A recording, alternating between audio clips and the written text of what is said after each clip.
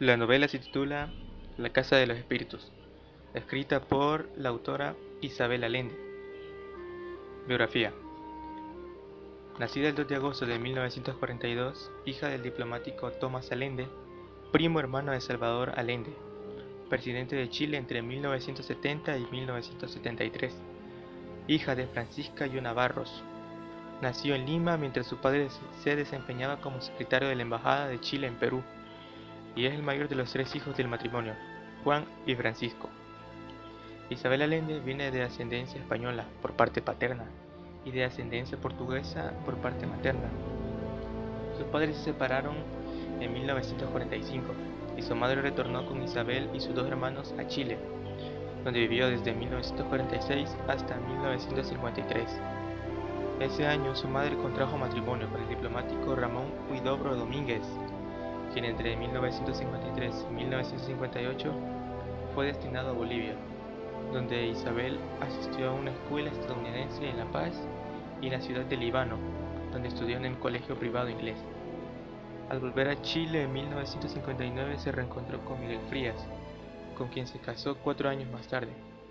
La pareja tuvo 2 hijos, Paula, nacida en el año de 1963, quien falleció en el año 1992, y su hijo Nicolás, que nació en el año de 1967, ambos nacidos en la ciudad de Santiago. Debido al golpe del Estado del 11 de septiembre de 1973 contra Salvador Allende y del advenimiento de la dictadura, huyeron de Chile en 1975. Allende y su familia se exiliaron en Venezuela, donde vivieron hasta 1988. Los viajes constantes que emprendió promocionando sus libros hicieron que su matrimonio con Frías llegara a un término, a un final. Divorciada de su esposo, se casó con el abogado Willy Gordon el 7 de julio de 1988, en la ciudad de San Francisco. En 2015, después de 27 años, se separaron. Desde 1988 vive en Estados Unidos y obtuvo la ciudadanía en 2003. Desde 1959 hasta 1965, trabajó en la Organización de las Naciones Unidas para la Agricultura y Alimentación, la FAO, en Santiago de Chile. Durante años siguientes, pasó largas temporadas en Europa, residiendo especialmente desde Bruselas a Suiza. A partir de 1967 tomó parte en la redacción de una revista titulada Paula, al mismo tiempo que publicó una gran cantidad de artículos sobre diversos temas. Posteriormente realizó colaboraciones para la revista infantil Mampato, de la que fue directora suplente entre 1973 y 1974. Publicó 2 cuentos para los niños y una colección de artículos titulada Civilicia su troglodita. Además, trabajó en 2 canales de televisión chilenos. A principios de los años 70, incursionó en la dramaturga, presentando así su primera obra de teatro, El Embajador. Se estrenó en 1971 y en 1973. La balada del medio pelo y Yo soy el tránsito Soto. Finalmente, poco antes de abandonar el país, estrenó Los 7 espejos. De esta forma, Allende permaneció en Venezuela durante prácticamente 13 años, y ahí trabajó en el diario El Nacional de Caracas, y en una escuela de secundaria hasta 1982, donde publicó La Casa de los Espíritus. Esta primera novela suya y la más conocida nació por una carta que escribía a su abuelo en el año de 1981, cuando él tenía 99 años y estaba a punto de morirse. Esta obra fue adaptada en el cine y en octubre de 1993 se estrenó en la ciudad de Múnich, dirigida por Billy August. ¿Por qué del título?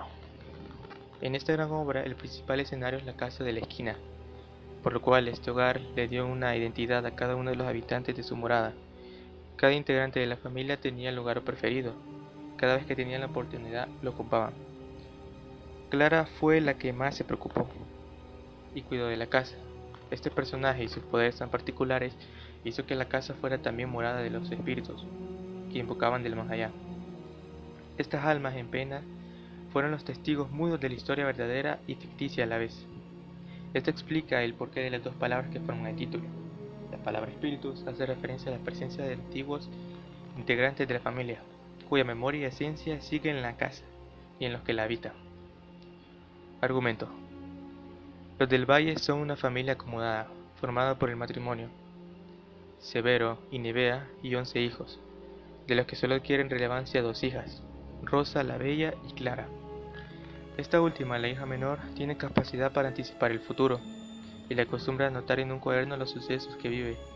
Tras la muerte de un tío aventurero, el tío Marcos, aparece la figura de Esteban Trueba, un joven de clase social inferior que decide ir a trabajar a las minas para poder hacerse rico. De esta forma poder casarse con Rosa, de quien se ha enamorado. Rosa muere repentinamente por envenenamiento después de tomar, por equivocación, un licor destinado a matar a su padre, Severo del Valle, vinculado al Partido Liberal.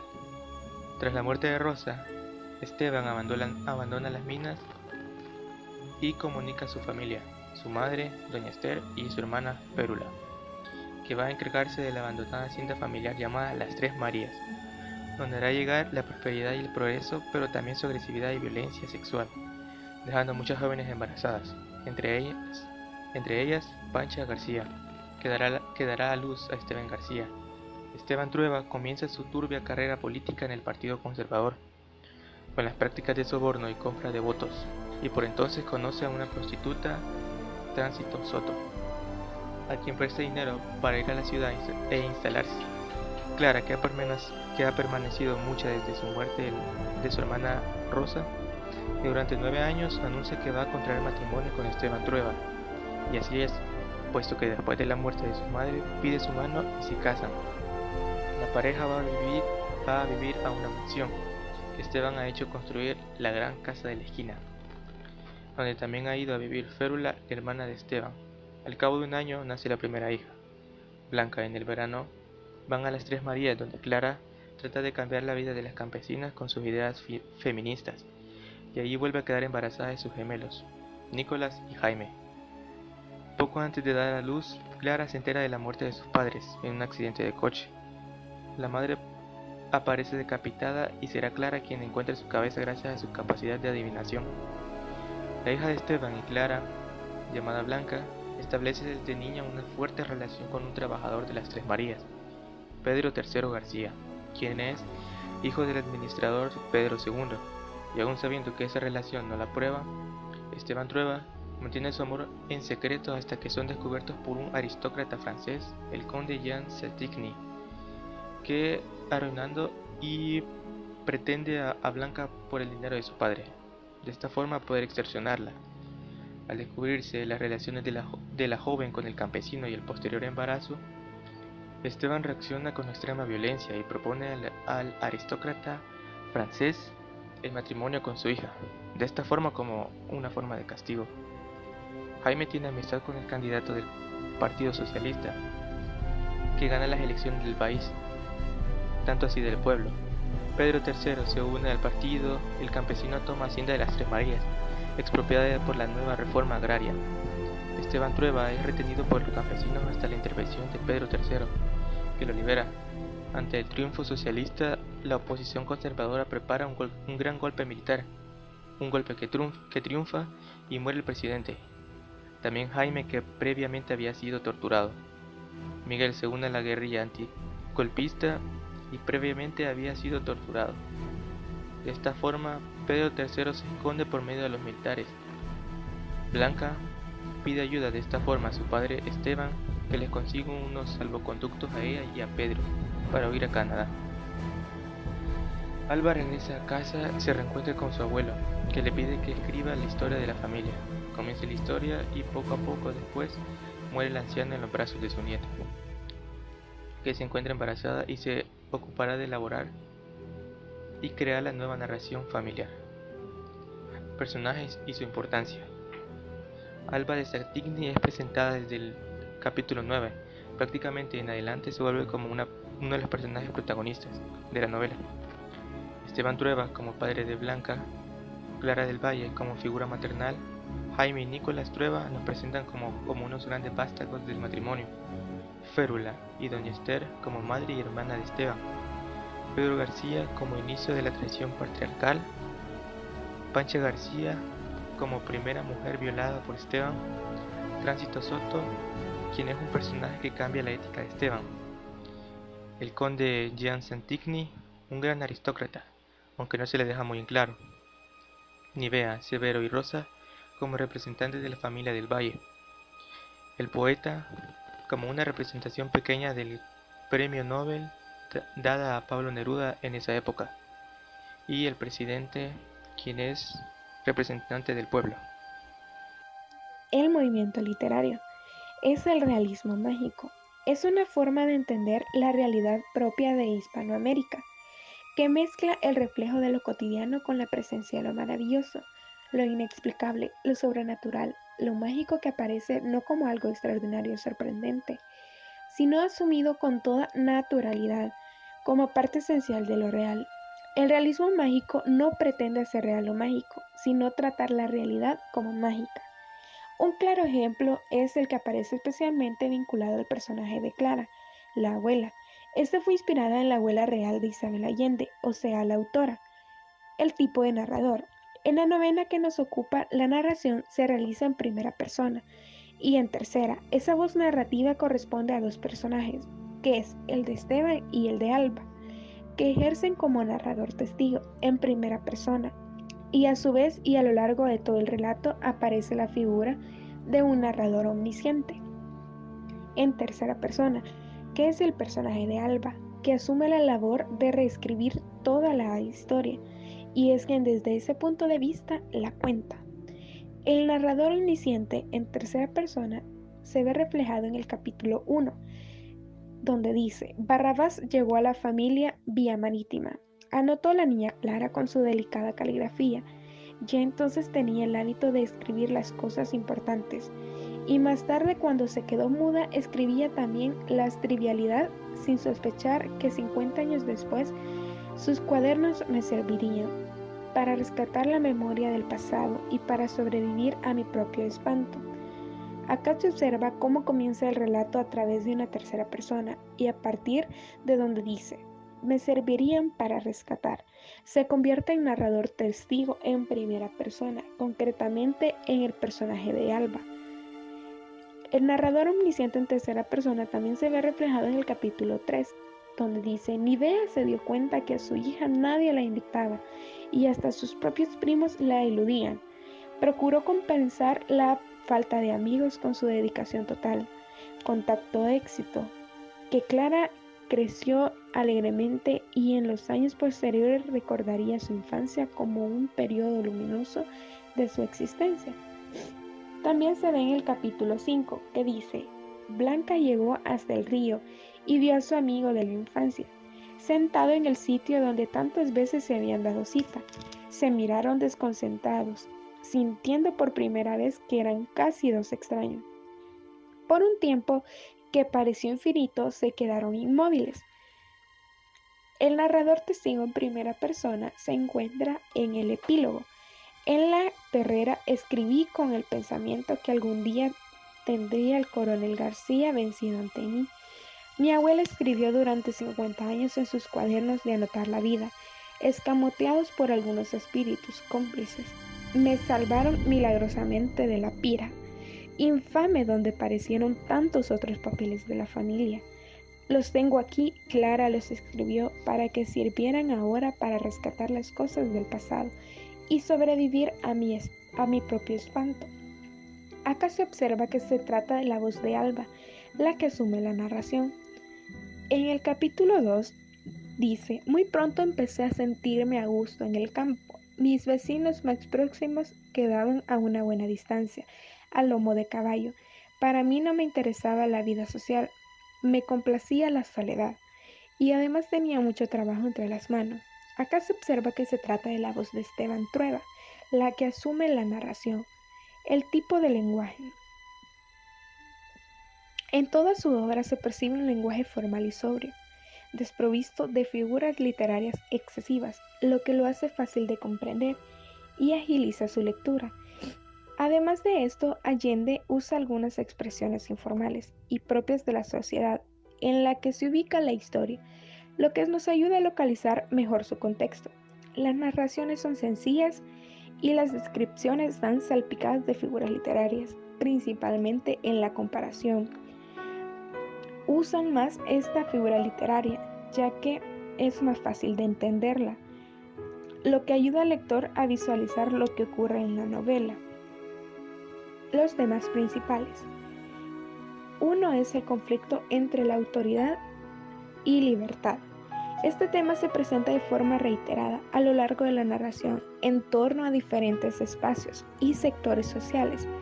Por una parte, en el plano social advertimos que la autoridad está reflejada por el Estado, los regímenes políticos corruptos y las dictaduras. Es evidente el paralelismo de los asuntos relatados en la historia político-social de Chile. De este modo, el espacio de las Tres Marías es símbolo de esa nación, de Chile, que a su vez podría también reflejar de forma genérica cualquier país latinoamericano, un país cuya economía y sociedad son ampliamente de carácter rural, en donde se establecen dos clases contrapuestas, la oligarquía, los caciques dueños de la tierra y el campesinado. Los trabajadores que hasta han avanzado al siglo XX permanecen como una clase sometida y sumisa. El otro tema es el sentimiento del amor. Otro gran tema es el amor. Es un motor que conduce las actuaciones de los personajes. En ocasiones los sentimientos del amor y deseo de libertad se aunan y entran en conflicto con el autoritarismo. Hay varias formas de reflejar el sentimiento. Veamos las más interesantes. Es el amor como pasión. El amor romántico, amor-pasión, está representado por la relación de Blanca y Pedro III, un amor que en un principio se presenta como imposible, que pertenece a ambas clases sociales diferentes, por situarse fuera de las normas, fuera del matrimonio. Acaba superando todas las dificultades y triunfa como sentimiento pleno, absoluto y eterno. El otro es el amor hacia la familia. Los sentimientos del amor dentro de la familia se viven de modo diferente y con diferente intensidad. Según los personajes, analizaremos las diferentes relaciones familiares a través de algunos personajes. Esteban Trueba nos expresa amor paternal hacia sus hijos, con los que mantiene muchas diferencias, escasas proximidad. Sin embargo, hay un gran entendimiento y afecto por su nieta Alma. Cariño que también el joven comparte y que sirve para humanizar a Esteban y de algún modo poder restituir el daño que este personaje ha provocado en su familia. El otro es la frustración amorosa. Aparecen ejemplos a lo largo del relato, las relaciones truncadas, imposibles que por motivos diversos no acaban con las consecuencias del amor. El otro es el amor hacia los demás, el altruismo. Se aprecia con algunos personajes en deseo de ayudar y empatizar con algunas. Señalamos como ejemplo el sentimiento de Jaime, su deseo de justicia social que ayuda a los más apartados. En el caso de Clara, es también evidente su ansia porque las mujeres indígenas hagan valer sus derechos, por ayudarles a conseguir la libertad. El otro es el amor por la tierra. Hay un sentimiento intenso hacia la tierra, pero muy diferente según los intereses de los personajes. Esteban Trueba, que ama la tierra porque representa el interés propio de la propiedad que permite enriquecerse y proporcionar poder de autoridad. El tema secundario es el concepto de la mujer. La Casa de los Espíritus de Isabel Allende se encuadra en la etapa como el post-boom de la literatura latinoamericana, periodo en el que se aparecía una mayor intervención de la mujer de la literatura.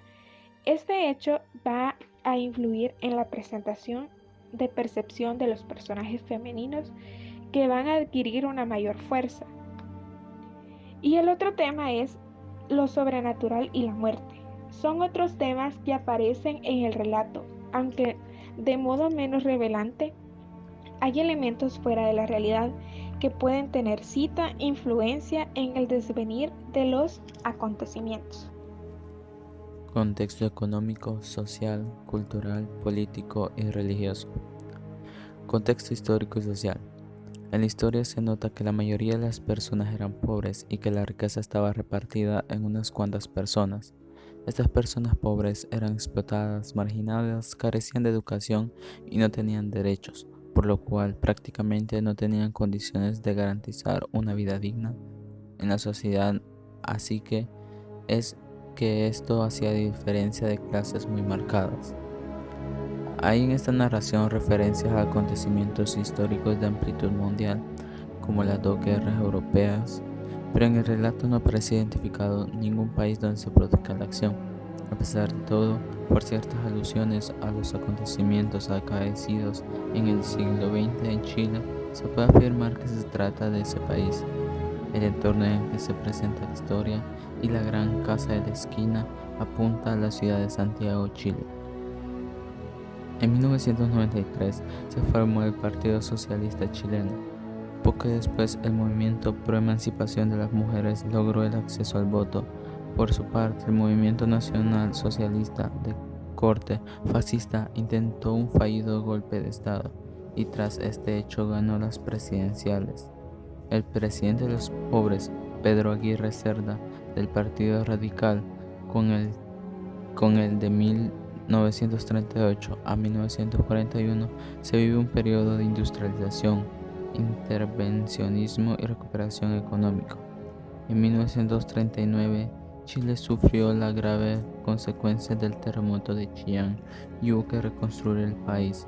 También ese año, a petición del poeta Pablo Neruda, embajador en Francia, esta presidencia acogió un buen número de exiliados de la Guerra Civil Española. Tras la muerte de Aguirre, se convocan a elecciones y se inicia una etapa de gobiernos de coalición liderados por el Partido Radical. En la década de los 40, Chile estableció relaciones con la Unión Soviética, declaró la guerra a Japón y aprobó la Ley Maldita, que proscribió al Partido Comunista. En los años 50 se fundó la CUT, Central Única de Trabajadores. Se formó el Frente de Acción Popular, FRAP, una coalición de socialistas y comunistas en la década de los 60. En su inicio se produjo el Gran Terremoto de Chile, devastando el sur del país y dejando a más de 2 millones de víctimas. En estas últimas décadas se consolida una gran clase media y agrupaciones sindicales que acogían a asalariados descontentos. En el medio rural persistente una situación de feudalismo favoreciendo una situación de esclavitud social y sexual y desigualdad.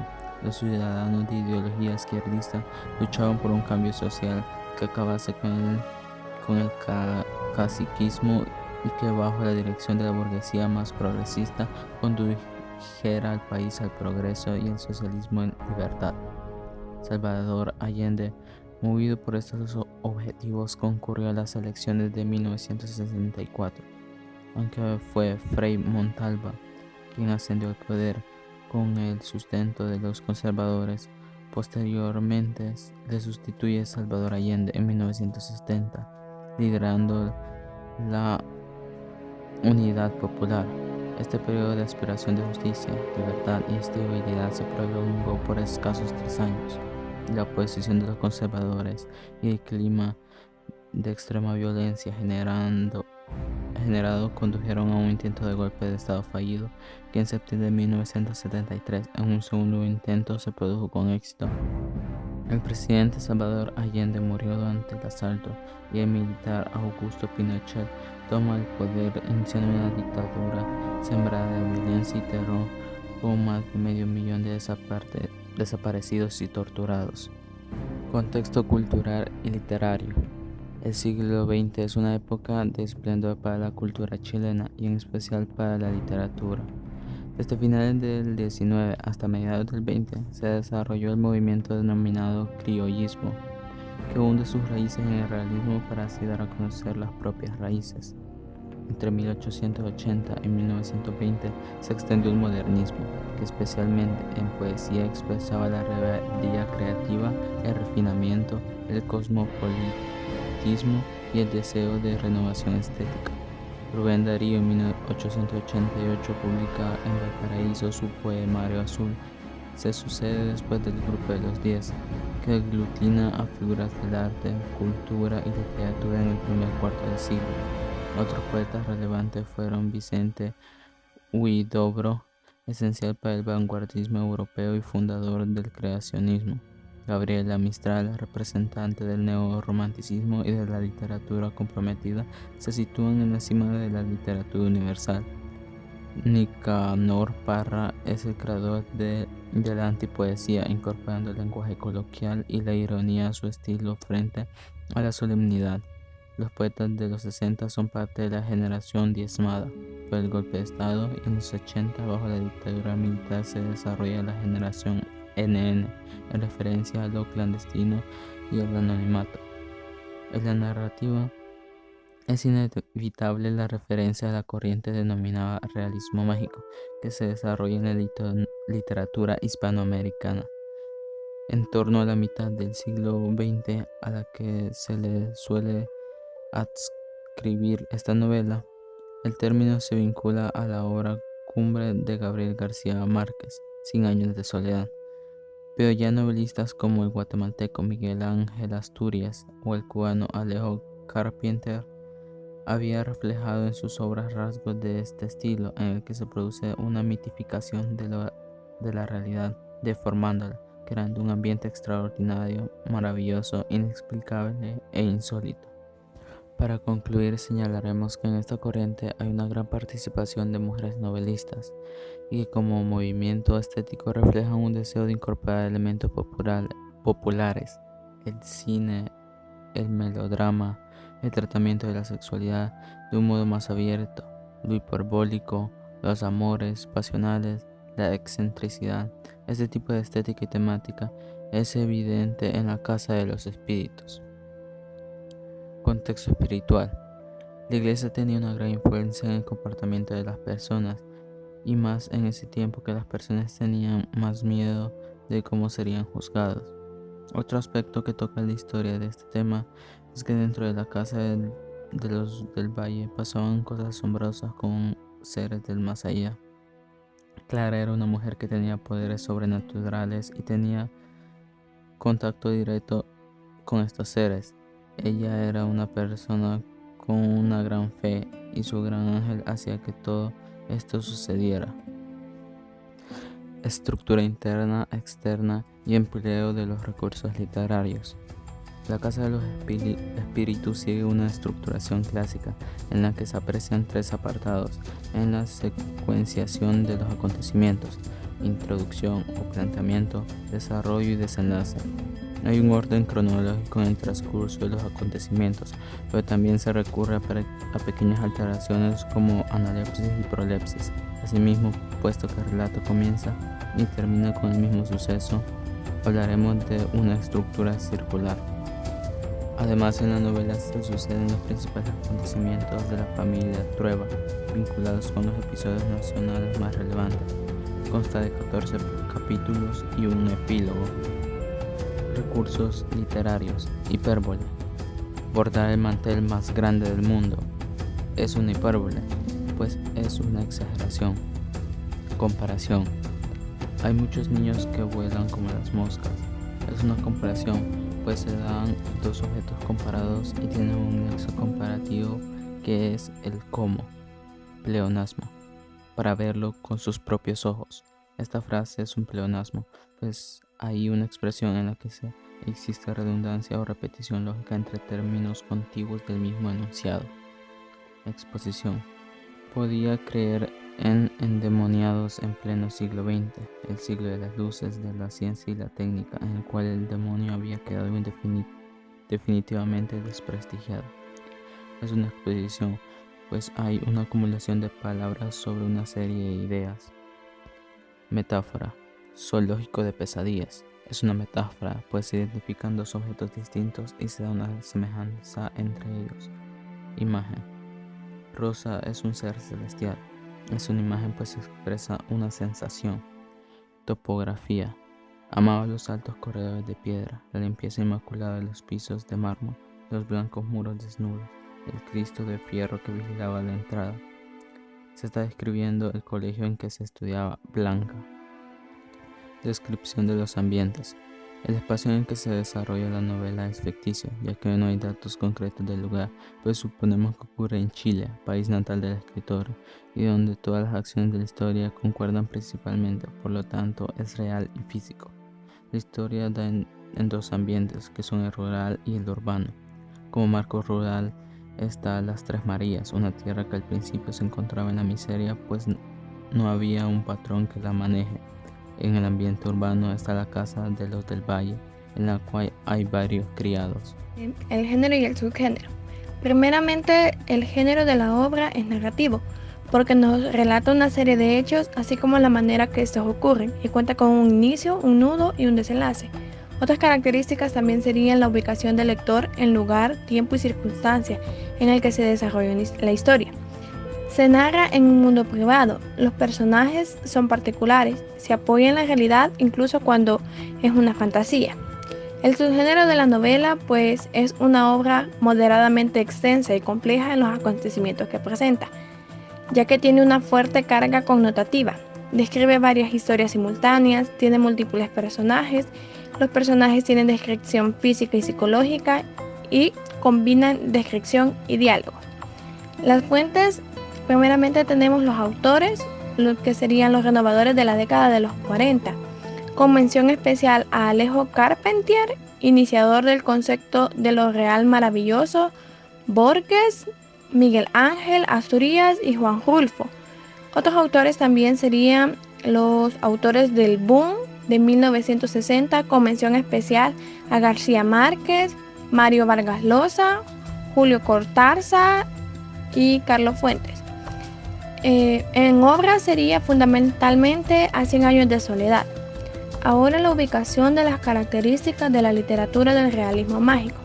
El realismo mágico es un movimiento literario hispanoamericano que nace como vía de la experimentación de nuevas formas narrativas. El realismo mágico se desarrolló muy fuertemente en la década de los 60 y 70 del siglo XX. Los iniciadores fueron Miguel Ángel Asturias y Alejo Carpentier, quienes sentaron las bases y características del nuevo estilo de los 40 y 50. Posteriormente lo fueron Juan Rulfo y García Márquez en los años 50 y 60, ya que en los años 80, dentro de la generación del post-boom, destacaron a Isabel Allende y Laura Esquivel. El realismo mágico se puede difundir como la función de lo mágico en la vida real.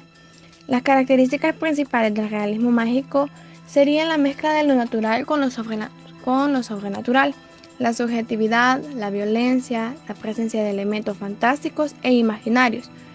Isabel Allende es calificada por muchos analistas como la escritora del realismo mágico. En La Casa de los Espíritus podemos ver cómo utiliza las características típicas del realismo mágico. En la obra se mezcla lo natural con lo sobrenatural, ya que podemos ver catástrofes naturales como el terremoto que sacudió las Tres Marías o los elementos sobrenaturales como por ejemplo los espíritus con quienes hablaba Clara. También se puede ver en la obra una multiplicidad de narradores, Esteban, Clara y Alba. La autora utiliza esta multiplicidad de narradores para crear una atmósfera que rompa con los esquemas clásicos, así descolorar al lector tradicional. Así por un lado, Alba y Esteban cuentan lo que ocurre en primera persona, del mismo modo en que lo vivieron. Por otro lado, los relatos de Clara en sus cuadernos de anotar la vida están escritos por un narrador omnisciente. Luego tenemos otras características, serían en La Casa de los Espíritus podemos ver el elemento más típico del realismo mágico, en la presencia de elementos fantásticos. Además, los personajes de la novela perciben lo extraño con la misma normalidad que lo común. Esto lo podemos ver, por ejemplo, cuando Clara toca el piano sin levantar la tapa, cuando los espíritus predicen hechos del futuro con la vez que sueña donde está la cabeza de su madre, entre otros.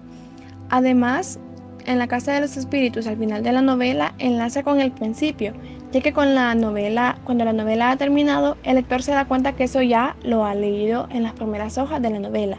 También son frecuentes los retrospecciones y anticipaciones, como por ejemplo, la vez que Blanca y Pedro Tercero, duermen desnudos, abrazados, siendo muy pequeños. La autora nos anticipa y nos dice que muchos años después se volverá a repetir esta situación.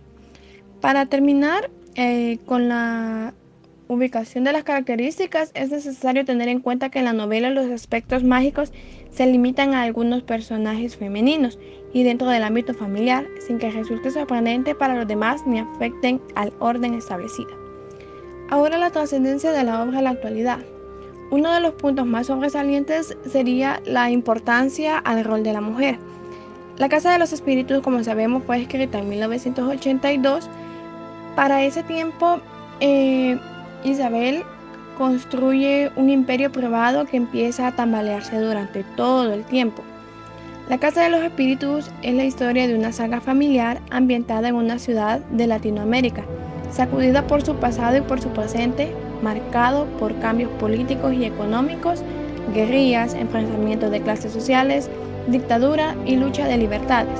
En el año 1973, su tío Salvador Allende, presidente de Chile, es derrocado durante un golpe militar dirigido por el general Augusto Pinochet. Esteban Trueba somete a los campesinos a trabajar a sus tierras y viola a las campesinas. Pancha García desencadenará una serie de circunstancias trágicas que marcarán el destino de todos los personajes. La autora explica a principios del siglo XX su intención de presentar el golpe de estado de Pinochet como resultado de un proceso de trascendencia social y estructural. También así, esta refleja la economía de Chile de base rural, escasa industrialización y riqueza procedente de latifundios de cobre, plata o salitre. En la obra de Isabel, el terrateniente es representado como Esteban Trueba, una persona que ejerce la violencia y administrador del destino de los inquilinos. Así también, otro reflejo que tiene la obra en los campesinos, ya que estas son víctimas y se caracteriza como ignorantes y sumisos. La sumisión al patrón se acentúa en la clase de las mujeres, quienes sufren una doble discriminación por su estatus y por su género, obligadas a la violencia sexual del marido o del cacique. La Casa de los Espíritus tiene una concepción maniquea de la sociedad. La derecha conspira para derrocar a sus adversarios políticos. La izquierda consigue sus objetivos políticos mediante la persuasión. El retrato social es reflejado por Jean de Sathling, aristócrata americano que mantiene relaciones con sus sirvientes. El marido de Blanca representa la influencia del imperialismo extranjero. Las dos instituciones representadas en esta obra son el ejército y la iglesia, que el ejército está representado por la figura de Esteban García y la iglesia presenta la visión de la religión como las costumbres. En la novela destacan tres perspectivas: la retrógrada, inmovilistas e inculpatoria. Luego también tenemos que en la Casa de los Espíritus encontramos rasgos del realismo mágico, y porque Clara es capaz de interactuar con los espíritus y demuestra un dominio cada vez mayor en el desplazamiento. También combina lo real y lo sobrenatural como una mezcla en la historia desde su inicio. La técnica del realismo mágico consiste en difundir la realidad narrativa con los elementos fantásticos, apareciendo fantasmas, supersticiones, clarividencias, evidencias y sueños. Luego tenemos el tiempo es alterado. Al final de la novela enlaza en el principio y el espacio se presenta en el desierto de Chile, en el norte de la ciudad de Santiago. Y en conclusión, tenemos que la Casa de los Espíritus nos muestra una imagen muy dura de los hombres, una imagen en la cual los hombres eran superiores a las demás personas en su familia, aparte de tener el 100% de importancia en su opinión, y ellos traían mayor ingresos en sus casas. Eran considerados superiores, lo que provocaba una gran inseguridad en las familias y en las personas, falta de cariño y empatía, falta de preocupación por otro lado. Nos sentimos agradecidos de poder vivir en una época, ya que la situación ha cambiado hoy en día y la opinión del hombre vale lo mismo que la opinión de la mujer y los ingresos familiares son de ambos. Actualmente el hombre es pilar fundamental en la casa, pero la familia no se basa en el hombre. Muchas gracias.